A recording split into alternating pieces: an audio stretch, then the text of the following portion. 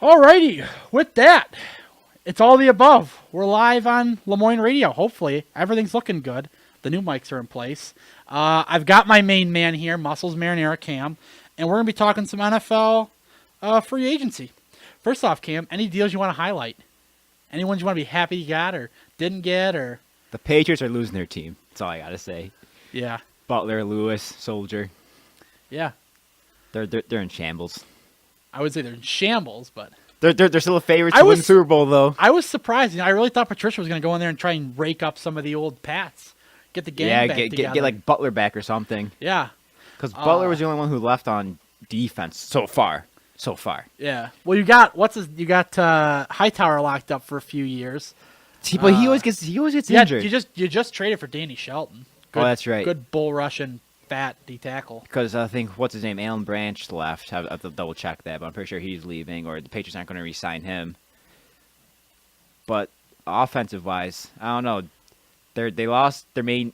I'm gonna say main man, Deion Lewis. He was the best running back last year for them. But who knows what's going to happen if they're going to throw out James White again? Mike Gillislee is still on the team, but they benched him out halfway through the season. So who knows what they're going to do? Or they may draft someone. They haven't drafted a running back since 2014. So 4 years. I mean, I don't know. At this point, Ian Rappaport says that they signed a 2-year deal, so they could be opted out of the deal and cutting them. Alan Branch, that is. Or they could just be keeping him. I have no idea, so I'm not really sure. 2 years ago, they gave him a 2-year deal. Okay. I can't remember if they were going to cut him or they were going to let him leave. The Patriots did extend extended an offer, too, to McFadden. Or it's probably just an old As in story. Darren McFadden? I have no idea. There's I just no literally way. saw it immediately. Jarvis Jenkins to the Chiefs. It looks like. Jarvis Jenkins. And former Titans running back DeMarco Murray is visiting the Seattle Seahawks today. I was surprised about that. I saw a lot of people say that if he got in with Patricia, he wasn't going to leave. So I was honestly surprised with that. Say what now? Like, he went to Detroit yesterday. Right, okay. And they said, a lot of people were saying the second he got there, he was probably going to sign. Oh, really? They thought Patricia was going to blow him away. Because a lot of people like Patricia. Yeah. But let me stir the pot a little bit. Let's talk about, we're talking about some good starts. Let's talk about some bad some angst. Some angst. Aaron Rodgers. I don't know if you're following this. I've So Aaron Rodgers was the biggest fighter to get Jimmy Graham. And what did it cost to get Jimmy Graham? Jordy Nelson. The team's not happy about that. Players have been tweeting out tweets regarding loyalty, backstabbing, disloyalty, trust, and they've all been retweeting each other. All the defensive players, Mike Daniels, Nick Perry. Well, they can only do so much. They have to meet the cap space. Well, here's the thing. Rodgers fought for it, and then another story came out today. They told him they could get Jimmy Graham and keep Jordy, but he'd have to renegotiate his deal, and he said no. So he literally was like, get him at all costs. Well, we want you to chip in here with your contract. Okay, get him at all costs but me. Don't worry about me. Just focus on everything else. I think the Packers took a step back. I think they did personally. They traded away Randall, which I thought was a great decision for the Browns. The Browns got a steal on that, a backup quarterback for a starting corner. Yeah. A good starting press corner. He was their number 1 last year. So I thought it was a hell of a deal. The Bills decided that they don't want to have an offensive line anymore, letting their players walk out the door or trading them. Hey, man, you got to protect Nathan Peterman, though, man. He's the future. That's the only quarterback they got now. They traded Tyrod. They haven't signed anybody. You think they're going to sign Glennon? No, Glennon's going to Arizona. Oh, you go. Oh. That was the other thing. I didn't see that. Oh, don't you worry. We'll be getting into Arizona soon, too. But Glennon and Bradford are going to Arizona. Sam Bradford. I do not get Sam Bradford. How does he keep getting all these contracts to do nothing? Wait, is he signing too? He's got like a $20 million guaranteed contract with the Cardinals for 1 year. Wait, Bradford or Glennon? Bradford. You said Glennon. Yeah, well, they're bringing Glennon in too. Why are they bringing both in? Because I don't know. Because they're stupid, I guess. Oh man. They must have saw Sam Bradford like, we got to get in on that trade. We got to get in on that guy. He's assuming... always hurt. That's a Carson Palmer guy right there if I've ever seen one. Like, come on. So it looks like Bradford's going to be starting, and then once the first drive, gets hurt in the first drive, first drive blows the ACL or something, Glenn's going to step in and do whatever. Now, this is what I find so perplexing about them. This is why it's going to be very interesting to wait till 4:00, because like I was telling you earlier, Tyrann Mathieu has a $14 million cap hit. I really feel like they told him to restructure this deal, and he said okay.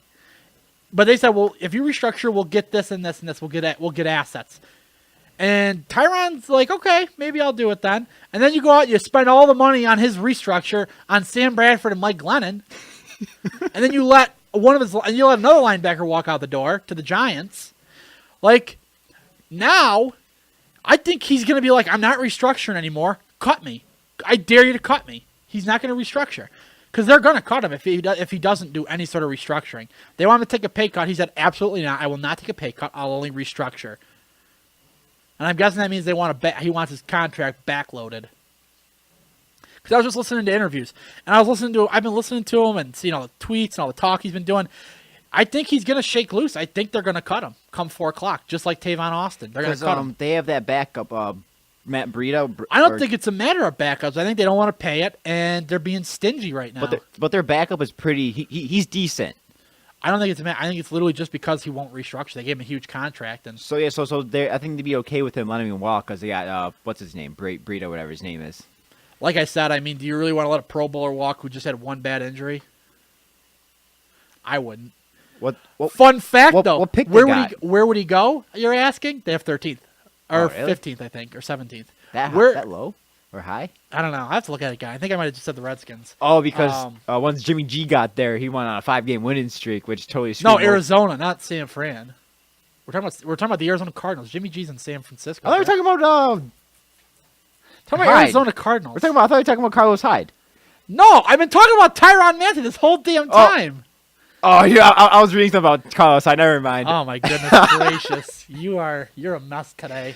So let me look it up, their actual draft pick. But no, so like I guess they're just being super stingy. But I think I know where he's gonna go. He is married to the stepdaughter and has a child with one Todd Bowles, his former D coordinator in Arizona, who also is going to be bringing in Bruce Arians to help as a consultant, his former head coach. And also has his old linebacker coach as well. And also has half the old Cardinals staff, like Stump Mitchell, who people liked, even though he was on the other side of the ball. So I think Tyrann Mathieu could be a Jet. But the Jets are also signing what's his name too, or Tremaine Johnson. Yeah, but you bring in Tyrann for the slot. And the Jets are looking at 2 players for the slot. I think they're looking to see if he gets cut, and then they're looking at T.J. Carey, the slot corner out of Oakland. I love that guy. 27 years old. Sports Illustrated ranked him as the 9th best slot corner in the entire league, which you need that because how often do the Patriots love to run the slot with Julian Edelman and just carve people up with it? 99% of their plays. Exactly. A lot of people love the slot. Like the slot gets utilized a lot now. Yeah, so you definitely want a good slot cornerback. Speaking of quarterback. Josh McCown's resigning with the Jets. He's not going to the Cardinals. Yeah, I know. You said he was signing with the Cardinals. Mike Glennon. Oh my! Mike Glennon and Sam Bradford are going to the Arizona Cardinals. Okay. Oh wow. Yep. Tay's not going well. Man, the Patriots really messing with your head, man, aren't they? They are. They really are. So no, Josh McCown is coming back on a $5 million cap hit contract. Okay. 1 year, $10 million, 5 bonus. With your boy Teddy. That's what I was about to get to. I was sitting here, and I can have Arlena's right over here. She can contest. She can tell that she can confirm it. When I saw the tweet that the Jets were working on a deal with Teddy Bridgewater, I went ballistic. I'm a huge supporter of Teddy Bridgewater. I've liked Teddy Bridgewater coming out of Louisville. I thought he got... Personally, I'm going to pull this card. I don't care. I think Teddy Bridgewater got discriminated against because he's black. He's a black quarterback. So I think that because he didn't run that fast 40, he got a bunch of crap. And then because he had the glove on he didn't wear the glove on his fucking combine day, he got a bunch of crap. So I think that he is incredibly underappreciated and underrated. I am a big proponent of Teddy. And he has a good locker room presence. He does. He's a great locker room guy. Which the Jets what an need. Inspiration. Oh, please, they got Jamal Adams right now, baby.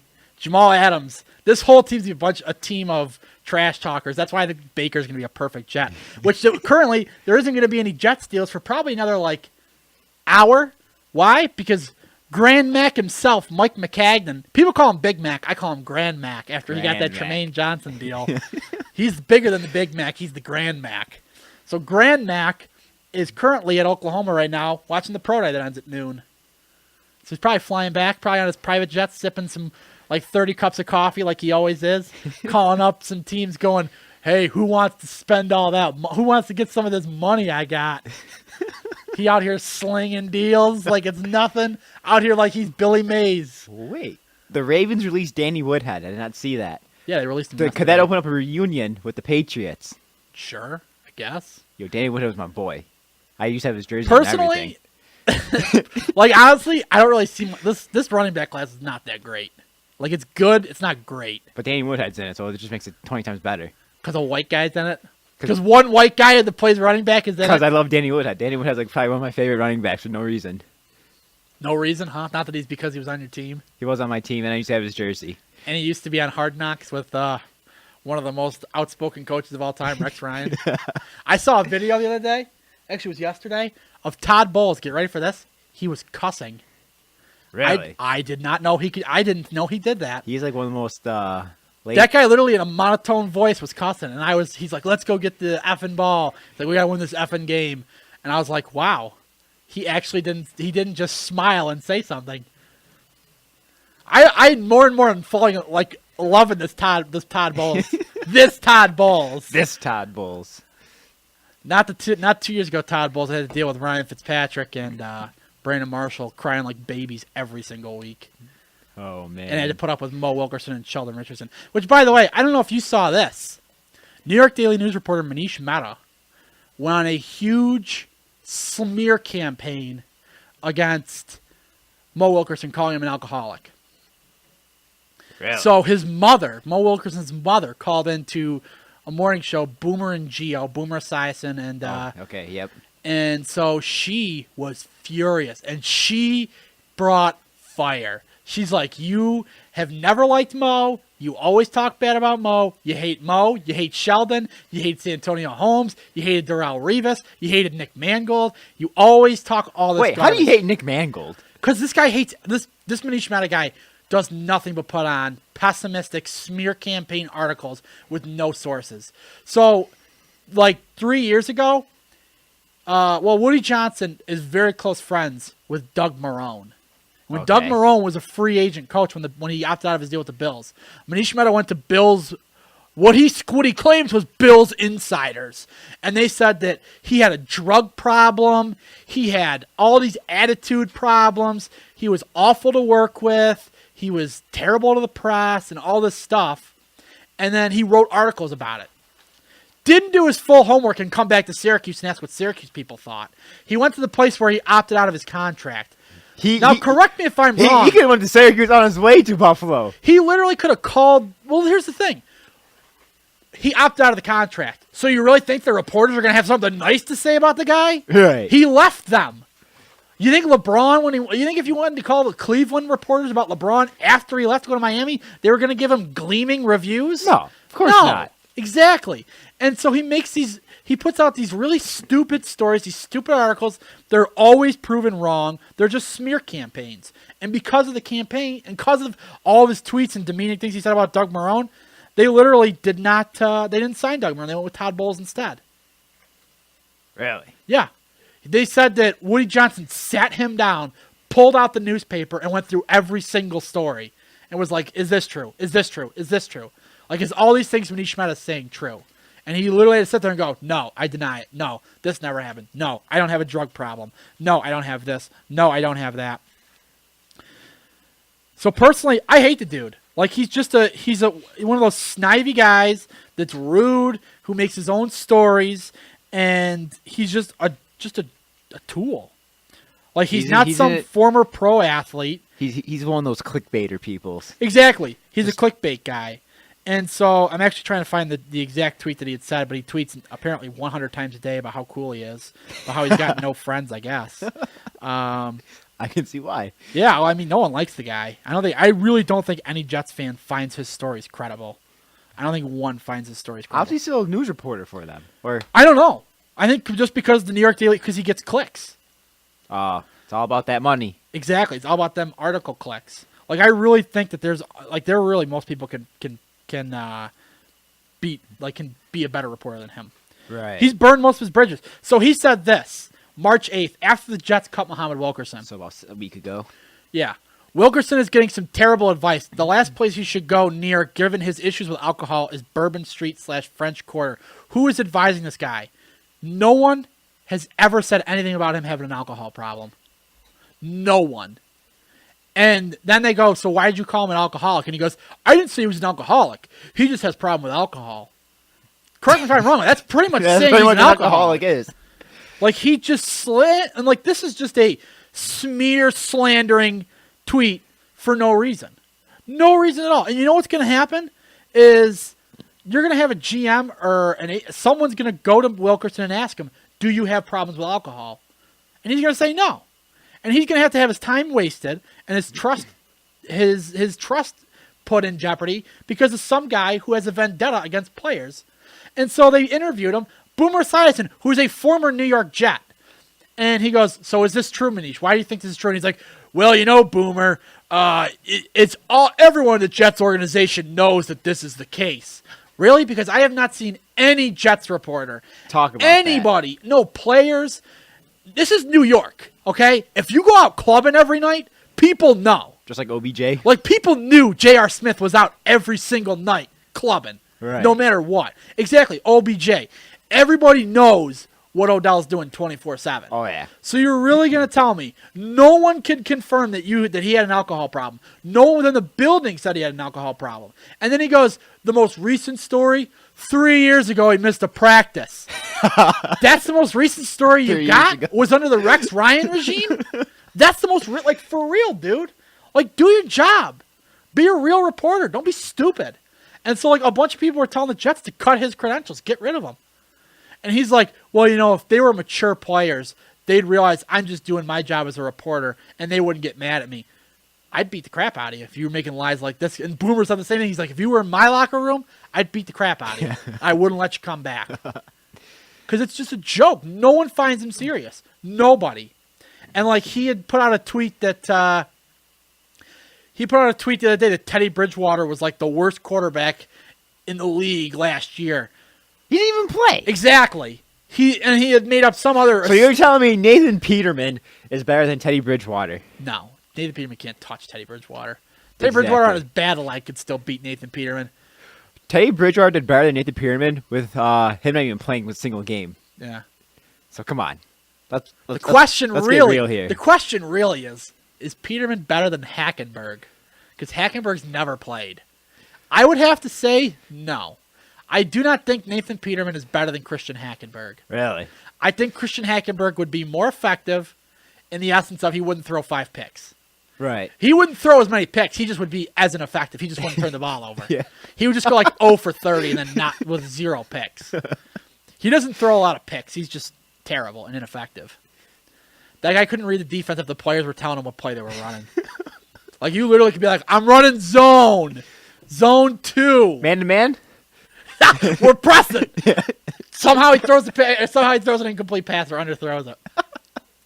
So it's gonna be fun. I'm absolutely like over the moon excited because the Jets also signed last night Avery Williamson. So I was about to fall asleep and I saw that story. I literally sat up like the Undertaker. The Undertaker. Because I was like just laying down, about to go to sleep. Like, you know how it is, like you're about to fall asleep, so you just check your phone real quick, then you go back, then you're like you're going to sleep. Nah. You not like that, bruh? Okay, I'm out. like that. So I'm about to fall asleep, and I'm like, I don't know if I was getting a text from her or whatever. So I'm just like, okay, let me look at my phone one last time. I sent out a snap of me, like, oh, these Jets deals, I'm falling asleep. Like, I'm going. And I look at my phone, Jets signed Avery Williamson to a 4-year deal. I sat up like the Undertaker, and I was like, let's get it. And I went nuts because I like that dude. That dude is 25 years old. 26. 26, excuse me. 26 years old, out of University of Kentucky. But he is a stud at zone, and he's an athletic back. He's not a pass rusher by any means, which they do need to get. They got to get some sort of pass rush. But for that position, he's like Demario Davis, who Demario Davis is 30 right now, and he's asking for like $8 million a year. I'm guessing they're signing Avery to like a 5-year contract or $5 million a year deal, 4 or 5. because he turned down a deal for 3 from the Titans. Only 3? Yeah, he turned down a 4-year, $12 million contract from the Titans. T.J. Carey's expecting to get 6 to 8. I'd give that guy 10 Right. because the slot corner is super essential, and the guy's 26 or 27. This class is full of a lot of young guys that can be real productive in a few years. So I really like it. These Jets, man, wow. These Jets. They're starting to build up some sort of a firepower they got going on right now. All Yeah. these running backs, defensive backs.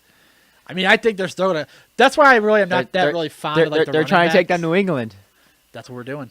Got to play them twice a year. Yeah, and you know what's really gonna. You know what you're really gonna hate playing twice a year? Baker Mayfield. You're really gonna hate playing him twice a year. Yeah? Yeah. Patriots will eat them up. Nah. You don't like you don't like trash. You love trash talking, but trash talking white guy quarterback. I don't know if you can deal with that. I honestly am every day falling in love with Baker Mayfield more and more. It's like I was sitting in my legal studies But class. what? But why do you want Baker Mayfield when you just signed Bridgewater? Why wouldn't- Bridgewater's only. I think Bridgewater's only 26 Yeah, but the as thing well. is Bridgewater. If you're sitting at 6, you got to take a unless if Baker. So here's my thing. They're not going if to try Baker to take what's his Mayfield- name, Minka? No, I don't think so. No. Because I think Mink will be gone before that. Oh, really? I think. I mean, it's gonna be tough. So if the Jets are sitting at 6 and Baker Mayfield is there, Oh, Baker Mayfield is going to be a Jet. Because what Jets normally take what best available. Well, they do like their best available. So that's where if Bradley Chubb's there, they'll take him. They're not going to trade out of the spot because they need pass rush. Right. But here's the thing. Like I told you, Mike McKay then goes to 1 pro day a year. He went to the LSU pro day last year. He went to the Penn State pro day 2 years ago. One was Jamal Adams. One was Christian Hackenberg. Both are Jets. Right. So, I mean, the Jets have had good luck with players falling to them at 6. Leonard Williams fell to them at 6 because the Redskins got the offensive lineman. His name's escaping me right now. I have no idea. I think it was Brandon Sheriff. Okay. From the Redskins. And then last year, Jamal fell to them. They literally didn't even work Jamal Adams out. His agent called and asked the schedule workout, and McCagnon said, "We're not even going to waste your time. You're not going to be there at 6. If you are, we'll take you." And then they called him, and then you hear Todd Bowles get the phone and go, "I told you, man. We weren't if you were there at 6, it was going to happen." He's like, "We're bringing you out of the Jets." I love this dude. Locker room leader. Huge trash talker. He's out here recruiting Tyrann Mathieu as well. He's out here recruiting Dante Jackson, out here recruiting Darius Geis, getting them hyped if they want to be Jets, which I'd love to see Darius Geis. I think that him and Chubb, I think are going to be huge impact players in the NFL. I think power backs are much more effective than speed backs a lot of the time. I also think I think most teams, almost every team except for the Steelers and the Cowboys, run a 2-back system, and the Jaguars. So other than Ezekiel Elliott, Le'Veon Bell, and Todd Gurley and Leonard Fournette, everyone else runs a 2-back system. Yeah, for the most part, yep. I think, honestly, if you get a guy like Darius Geis who you want to give some rest to, or Chubb who you want to bring in and out, I think running a 2-back system is the way to do it nowadays. 2 backs, literally having that if you had the Georgia running back duo in the NFL, that is a top duo. Just those two together. That'd be unstoppable. That's the perfect 1-2 punch. That is the way you build it right there. That is the everyone talks about pro style quarterbacks. That is your pro style running backs right there. That is a pro style offensive coordinator running backs. Sonny Michel and Nick Chubb. They're beasts. No, but going back to Grand Mac, excuse me. Grand Mac. Grand Mac currently is on his way back from Oklahoma. So he's all in on Baker. And the thing is no, and like you said, you're not going to find a bigger Teddy supporter than me. I have loved that guy since Louisville. I watched him kick the crap out of Syracuse his freshman year. I was like, this guy is going to be a lot of fun to watch. And then I watched him kick the crap out of Syracuse 5 more times. I think Teddy Bridgewater's a beast. I thought he got incredibly underrated at the draft because he's a black quarterback, because he didn't run a fast 40. And he got every excuse put against him, just like Johnny Manziel got every excuse supported for him. And that Kansas linebacker got every excuse supported for him. Now, I'm not trying to call the kettle black here, but you can't, if you're going to give Baker Mayfield garbage for the lewd gestures at Kansas, you have to then give crap to the linebacker who wouldn't shake his hand at the beginning of the game because he also showed disrespect. Right. But they're not doing that. You either have to be strict to both or let both go. That's my opinion. You can't be like, oh, well, we don't like it because of this. We like it because you didn't shake his hand, though. I think it just got blown out of proportion, really. I think it did, too. I mean, honestly, the biggest problem with him is if you're the Jets, you want to make sure that his drinking is under control. Especially, Not like Mo being- Wilkerson, where it's like he's never, like, alcohol's never come up. Like, there was just with the DUI he had, where he tried to run from the cop. Like, it's not a good thing for him. So you Right. want to make sure, like, has he figured it out? Has he turned it around? And especially if you're in New York. Exactly. That's Yeah. the thing. Is you're not throwing him in Kansas City where there's like 4 bars and a not Tully's Yeah, and no a Smoky Bones. That's it. Like, that's one thing why J.R. Smith's so good in Cleveland. There's not a lot of clubs in Cleveland. Right. So you know where he is most of the time. He's either at like a Burger King or one of the 3 bars in the area. Because there's nothing to do there. Right. So But- you have to make sure that he's under control. Because you don't want to have what Odell's doing. Or Odell's just a maniac. Oh, yeah. You don't want to have like a J.R. Smith where you bring him in and he's getting turned at night and he's not performing well in games because he's got a problem. Right. But you're mostly going to sign Josh McCown. You're going to sign Teddy Bridgewater. You already got you got Petty Hackenberg. They'll be letting those 2 go. And if you get I think Petty's a free agent. is Petty a free agent? So at this point, just let Petty and Hackenberg go. You got 3 quarterbacks. Yeah. You got Glennon. Technically, they have. Well, hold on.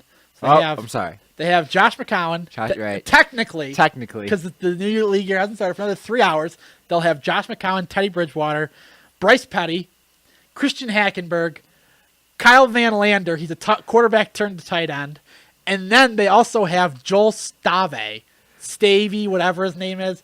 He's like a 4th-string guy from Nebraska that the Vikings had him for 2 years, and he's been a practice squad everywhere. He's a practice squad quarterback for the Jets. So technically, and the Jets reporters love to bring up that they've got practice squad guys. They're like, they have a practice squad quarterback, Joel Stavey or Stavey, whatever his name. I don't know his name. I don't. I saw it once, and then people kept correcting me, and I'm like, I don't care. He's so unimportant. I'm going to keep saying his name wrong intentionally. Like, guys, obviously, I mean, he's a good football player. But, like, I know he's never going to see the field today. I know he's never going to see the field. Right. Unless a bus hits the quarterbacks on their way to a meeting. And another thing, too, speaking about buses, I'm going to say something that is going to grind a lot of gears if a lot of people are listening. Syracuse should not have made the tournament. They should not have made the tournament. They are very lucky that they made the tournament. They're trash. Bayham needs to retire already. They are this is so getting really annoying. lucky that they are blessed that they made the tournament. That was literally the committee going, Syracuse is good for ratings. Put them in the tournament. They play today. They got like 11th seed or something like that. Yeah. Everyone thinks they're going to go to the Sweet 16. Guess what? You know how Syracuse always loses to Pitt all the time? They always used to lose to Pitt. Yeah. Yep. The old Pitt coach at TCU. So if they win today, tomorrow they play the TCU. Or no, today's Wednesday, so they play Thursday, Friday. Okay. So if they win, then they go to TCU. They're not beating TCU. TCU's been ranked. TCU's beating good teams. Right. And TCU and that coach always beats Boeheim, just like Pitino. Pitino always beats Boeheim. So I think it was a blast. I think they literally got lucky, and I think the committee showed favoritism for them getting in. And everyone that tells me, oh, you don't know what you're talking about. You don't know basketball. Notre Dame didn't get in. Notre Dame beat Syracuse. Yeah. What good wins does Syracuse have other than Clemson? And then, how come USC didn't get in when USC literally was the second best team in the Pac-12?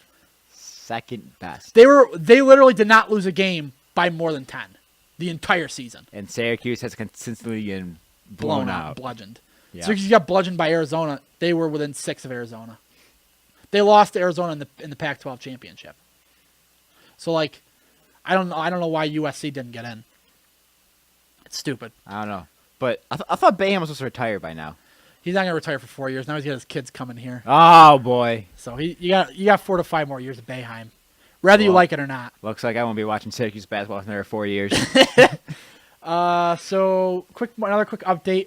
Ravens free agent center Ryan Jensen's agent Mike McCartney said his client is planning on visiting the Tampa Bay Buccaneers and then the Indianapolis Colts. This comes from Adam Schefter. He's a very interesting character. He's supposedly asking for more money than Andrew Norwell got. but he's not an All-Pro. So that's going to be really interesting. I mean, that was, according to Jets reporters, that was one of the reasons why they didn't sign him. The Jets have just agreed to a deal in terms to acquire Spencer Long, former center out of Washington. Very good run zone center. Played a little bit of left guard too. Can help with depth, filled a couple holes. And then the Kirk Cousins deal, it's not official yet, but one thing that is official is the team is not happy. The Vikings? Mike Zimmer is furious. Really? He came out before they even offered a deal and said, I don't want Kirk Cousins because that means I have to lose my defense. Because now they're going to be filled exactly they're going to be at the cap level. And all of their team is on rookie deals. So Stephon Diggs is a free agent next year. Anthony Barr's. So out of their players that have contracts expiring between now and 3 years, Xavier Rhodes, Everson Griffin, Stephon Diggs, McKinnon, they just let walk out the door. Yep. Eric Kendricks. I can't believe I'm forgetting all their names. I was like this whole brilliant point, and I completely forgot his name.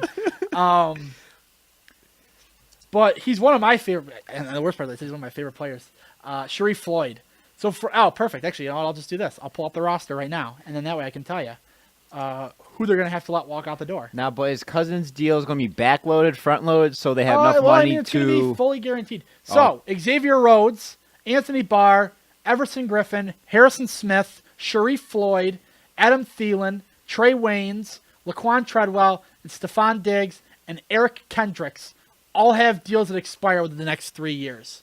Actually, no, Laquan Treadwell you can use again.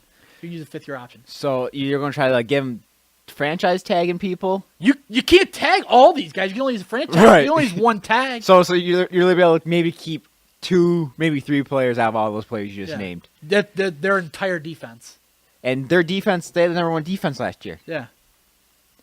And now that's going to go bye-bye real quick. Kirk has to win. He's got to win. It's basically... If he doesn't win, he's going to be the most hated man in Minnesota. Because you're going to be costing you any chance of a dynasty for him. Right. Because now he's going to be taking up $30 million a cap a year.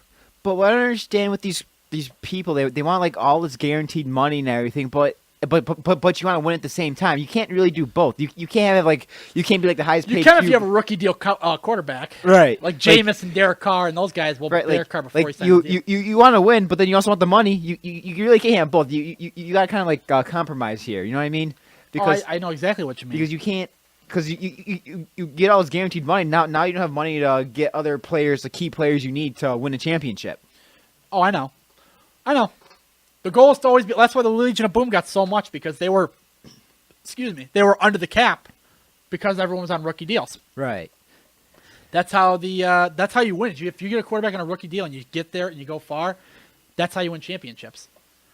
Because the quarterback takes up a good amount of your cap. He takes up $30 million of your $170 million cap. Right. So 140 for one person. Exactly. So 140 one position goes to 12 positions. So on average, you have to pay $12 million. But wide receivers are going to yield $17-18 million. Right. A corner is going to field $12 to $15 million. Running backs are going to be running backs going to take less below the average if you're going to try to average it all out. Oh, really? Yeah, because they only take like 3 to 5. Le'Veon wants like 30 because he's how old? He's getting up there in age though. For a running back. Yeah, but I mean, like, I think 30 is about the cutoff. I think just being stingy with the money. He hasn't shown any regression. Yeah, he's a monster. But I cannot wait to see more. 4 o'clock is the time. So Solder's going to the Giants. Let me just get a quick update here. Let me see if there's anyone. Oh, Sammy Watkins to the Chiefs. What do you think about that deal? Personally, I think that's a good pickup for the Chiefs, but they paid way too much for him. Gives Pat Mahomes someone to throw to. Well, Pat Mahomes already has. I think this is good for Sammy Watkins because now you don't have to use him as much. Like people run him into the ground and he gets injured, which is fine. Like that's okay if you do. You just need to be regulated, and they got to make sure they don't wear them into the ground like the Buffalo Bills did, and the Rams did. Yeah. You just have to be conscientious with it, and you just have to use them when you can. Allen Robinson to the Bears. That one was surprising. So Allen Robinson said he didn't want to play with a rookie quarterback, and he hated the quarterback he had in Jacksonville. So I figured he was going to go somewhere with a good quarterback, like the 49ers. Not Trubisky. And he went to Mitch Trubisky. Nothing against him. I'm just was surprised by that. Maybe he grew out of that phase. Maybe it was just a phase. Maybe. It was just a face. Nigel Bradham re-signed a deal, so Michael Kendricks of the Eagles, they're going to be shopping him. He's got an $8 million cap hit. Good linebacker. Weston Richburg, the center of the Giants, went to the 49ers. Good deal. He had a lot of. So he was weird. He was a wild card. So he had a concussion like week 3, Okay. and they never played him again. They put him on the IR. He was pissed and he wanted to play, and they didn't let him. So that's gonna be an interesting one. My boy, number 38 on CBS's top 50, Teddy Bridgewater, going to the Jets on a 1-year, $5 million contract. That's how we do. Now, did Nick Foles? Did anything come with Nick Foles yet, or they're still shopping him? They're still shouting him. Bills fans wanted to give up their 12th overall pick for him. I think Whoa. the Bills are trading up to draft a quarterback. I don't know why they'd be like, hey, let's give it all in on Nick Foles, who won just 3 games as a starter and knows how to run the ball well.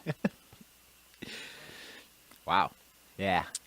But Gonna give it to a guy who wins 2 games at home and 1 game on the road. 3-win quarterback.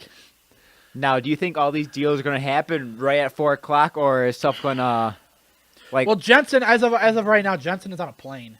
Okay. His Twitter says he's on a plane. A lot of these guys are visiting, but so there's a lot of GMs that keep things under wrap. Like McCagnon keeps things under wrap. Right.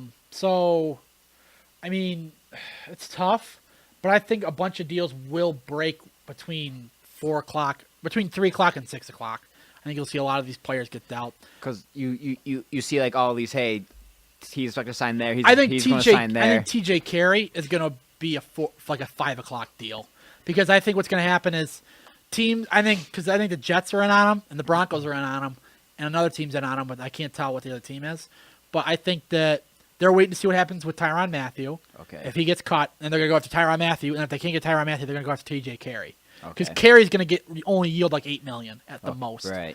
And the Jets literally haven't cut their guy that they're going to cut in place of a slot corner and Buster Screen. If they cut him, they save $11 million. So literally, the Jets could cut him, give that contract to Tyrann Mathieu, and then you break even. You still got $70 million in cap space. Okay. So yeah. So anything else today, Cam? I just hope the Patriots don't screw themselves over.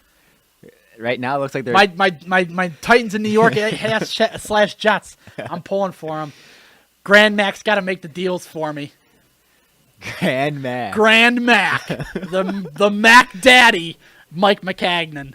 Oh man. Go on the New York Jets Reddit. You'll see 2 stories. One story of people that were absolutely disgusted, waiting for something to happen. Then the next story of let's go. The Jets are getting Tremaine Johnson. All hail the Grand Mac, Mike McCagnon.